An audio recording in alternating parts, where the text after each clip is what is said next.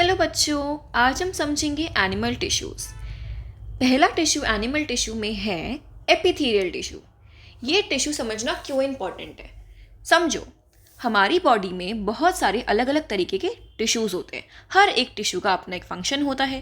पहला हमारे केस में आता है एपिथेलियल टिश्यू। देखो, हमारी बॉडी पूरी की पूरी बॉडी बहुत सारे सेल से बनी है और एक ग्रुप के सेल्स के एक ग्रुप को हम बोलते हैं टिश्यूज़। तो epithelial tissue second most widely distributed tissue है हमारी बॉडी में आफ्टर कनेक्टिव टिश्यू। सबसे ज़्यादा टिश्यू जो हमारी बॉडी में प्रेजेंट है वो है कनेक्टिव टिश्यू। वो समझेंगे कैसे है आप खुद ही समझ जाएंगे। पर सेकेंड मोस्ट वाइडली डिस्ट्रीब्यूटेड कौन सा है, वो है हमारा एपिथेलियल टिश्यू। जो एपिथेलियल टिश्यू होता है ना, वो हमारा कवरिंग से प्रेजेंट होता है। कहाँ प्रेजेंट होता है? ऑर्गन्स की कवरिंग में। ये प्रोटेक्शन भी ऑफर करता है। नाम से समझ आ रहा है, एपिथेलियल मतलब ऊपर की तरफ जो प्रेजेंट है, अपर साइड में जो प्रेजेंट है। अच्छा, ये टिश्यू ना एवैस्कुलर होता है। इसके पास ब्लड सप्लाई नहीं होती है। ठीक है, ये कैसा टिश्यू हुआ? Avascular, without blood supply. It covers most of the organs और cavities within the body. अगर मैं कोई ऑर्गन बनाऊं, फॉर एग्जाम्पल ये हमारा स्टमक है या कोई भी इंटेस्टाइन है, तो इसके अंदर लूमन होगा और बाहर की तरफ एक कवरिंग होगी। राइट, इंटेस्टाइन में ऐसे ही तो होता है, अंदर एक कैविटी होती है और बाहर कवरिंग है। तो दोनों ही साइड किससे लाइंड होगा? ये एपिथेलियल टिश्यू से, बाहर भी और अंदर की साइड भी। किससे लाइंड होगा? Epithelial tissues. जो एपिथेलियल टिश्यूज हैं वो क्या फॉर्म करते हैं? Barriers to keep different systems separate. तो यहाँ पे खून बह रहा होगा या खाना बह रहा होगा, ब्लड वेसल्स भी हो सकती हैं। अगर ये ब्लड वेसल होती है, मान लो ब्लड वेसल है ये, यहाँ पे भी हमारे आउटर कवरिंग किसकी बनी है? एपिथेलियल टिश्यू की। और अंदर की कैविटी की इनर लाइन भी किससे बनी है? एपिथेलियल टिश्यू की। तो अंदर की तरफ ब्लड वेसल में क्या बहता है? यहाँ पे खून बहता है, यहाँ पे तो है ना। तो खून को कौन सेपरेट कर रहा है? खून को बाहर की बॉडी के, अब ये देखो ये ब्लड वेसल है, राइट, बाहर के स्पेस को कौन सेपरेट कर रहा है? एपिथेलियल टिश्यू ही तो सेपरेट कर रहा है, राइट। तो ये क्या फॉर्म करता है? बैरियर फॉर्म करता है। एग्जाम्पल सुनो, एग्जाम्पल्स कहाँ कहाँ पे एपिथेलियल टिश्यू प्रेजेंट है। पहला है स्किन। स्किन पूरा ही एपिथेलियल टिश्यू का बना हुआ है। हमारा स्किन पूरा किससे बना है? एपिथेलियल टिश्यू का।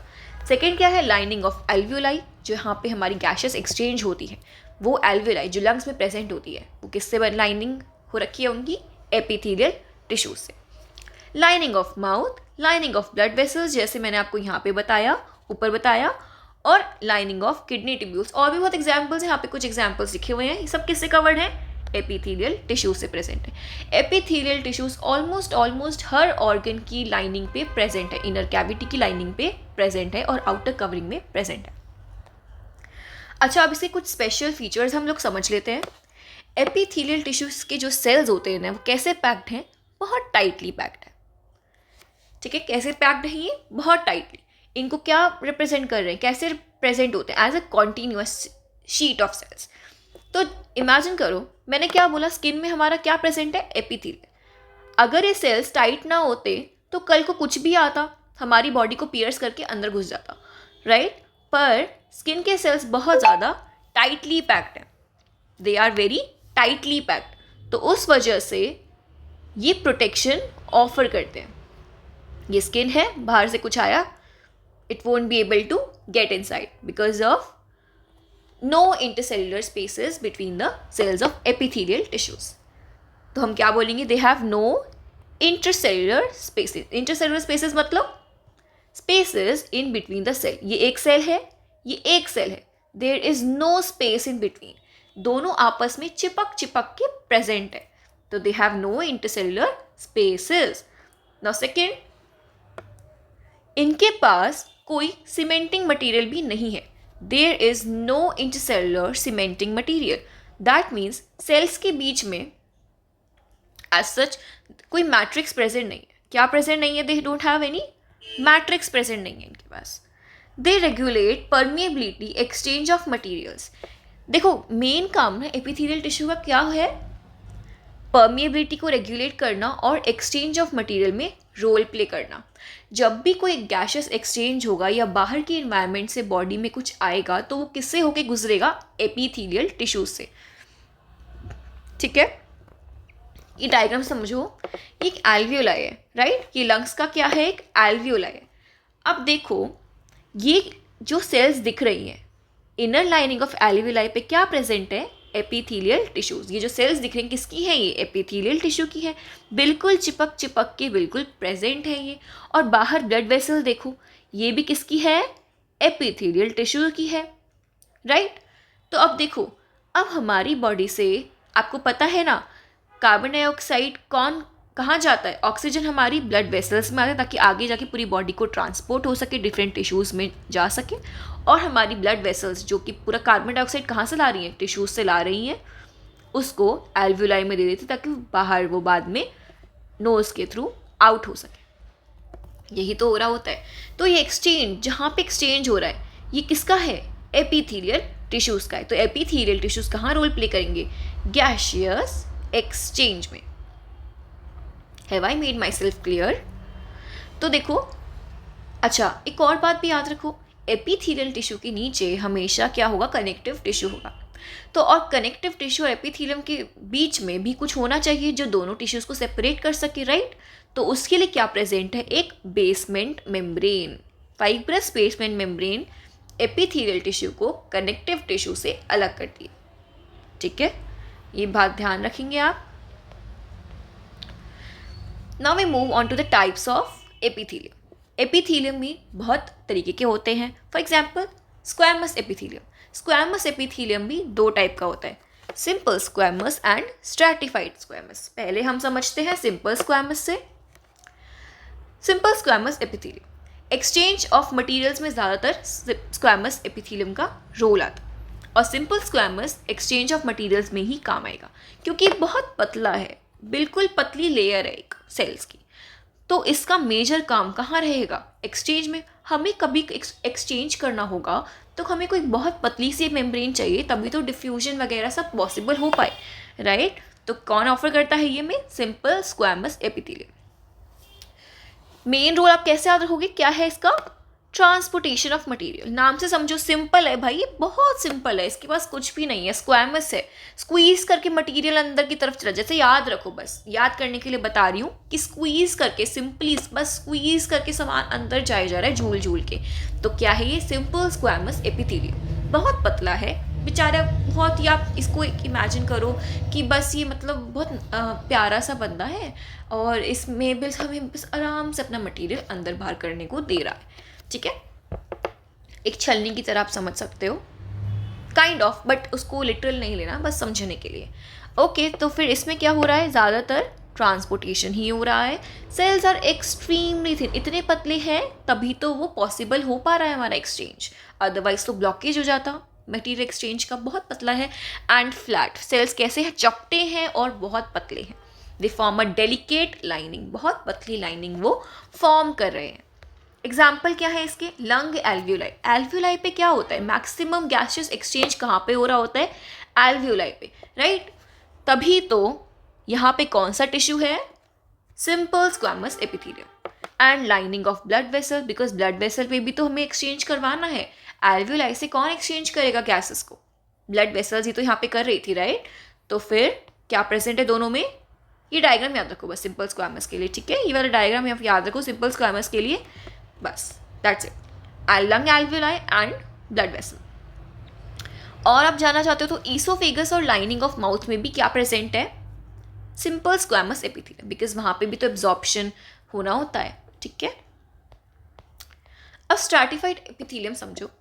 स्ट्रैटिफाइड स्क्वैमस एपिथेलियम बहुत सारी लेयर्स का है। स्ट्रैटिफाइड मतलब एक पूरा एक स्ट्रैटा सा बना हुआ है, स्ट्रैटा समझते हो, एक लेयर, स्ट्रैटा, बहुत सारे मल्टीपल लेयर्स, तो स्ट्रैटास बने हुए हैं। तो स्ट्रैटिफाइड स्क्वैमस एपिथेलियम, ये थोड़ा एपिथेलियम ना हमको क्या ऑफर करता है, हमको प्रोटेक्शन ऑफर करता है। कैसे याद रखोगे, स्ट्रैटिफाइड है, बहुत सारी सेल्स आप एक दूसरे के ऊपर स्ट्रैटास में है, तो ये क्या ऑफर कर रही है हमको, हमें प्रोटेक्शन ऑफर कर रही है।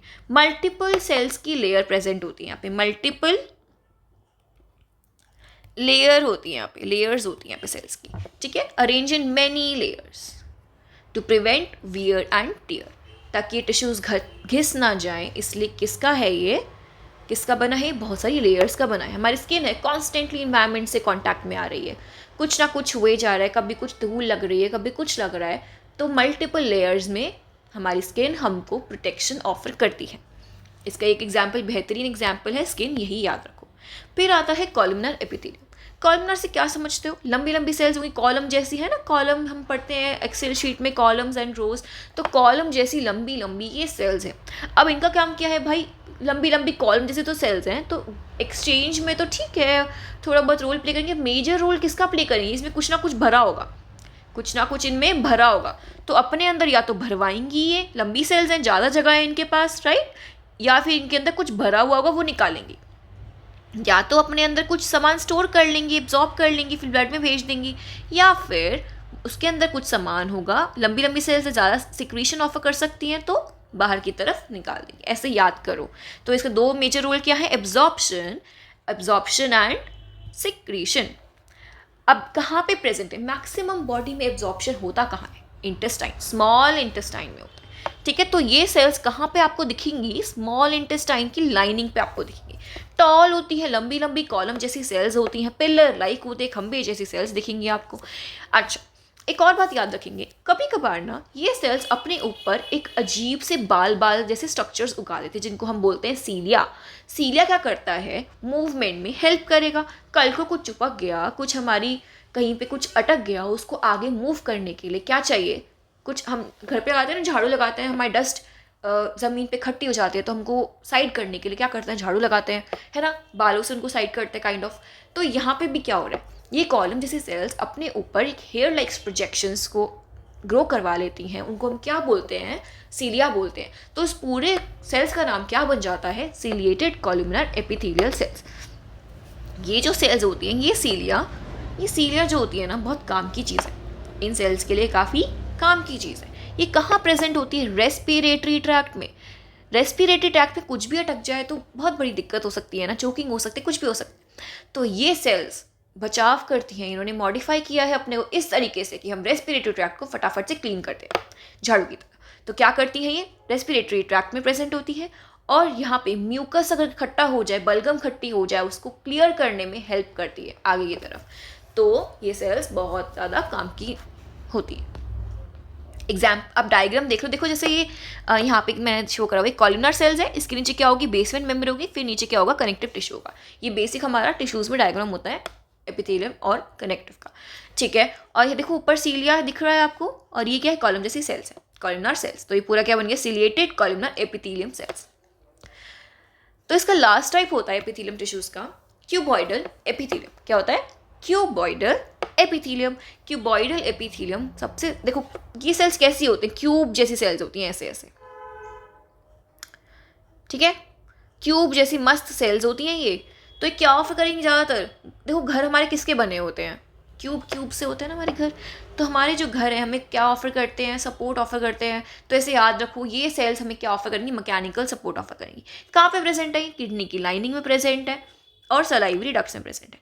कभी कभार ये एपिथेलियम अपने आप को मॉडिफाई करके कुछ ना कुछ सिक्रीशंस निकालने लग जाता है। क्यूब जैसे सेल्स हैं, स्टोरेज तो है इनमें, तो वो सेल्स, उस केस में हम उनका नाम दे देते हैं ग्लैंड्यूलर क्यूबॉइडल एपिथेलियम। ये क्या काम रोल प्ले करेंगे, अपने क्या काम करेंगे, secrete substances at the epithelial surface. ये कुछ टाइप के होते हैं, फॉर एग्जांपल सलाइवरी ग्लैंड्स हो गया, स्वेट ग्लैंड्स हो गया, स्पेशियस ग्लैंड हो गया, मेमोरी ग्लैंड्स हो गया। सलाइवरी ग्लैंड्स क्या सिक्रीट करेंगे, saliva. Sweat glands sweat secrete करेंगे। सेबेशियस ग्लैंड सीबम सिक्रीट करेंगे।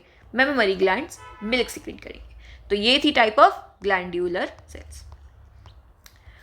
तो आज की क्लास में हम इतना ही रखेंगे। नेक्स्ट क्लास में हम स्टार्ट करेंगे हमारा कनेक्टिव टिश्यू। Thank you.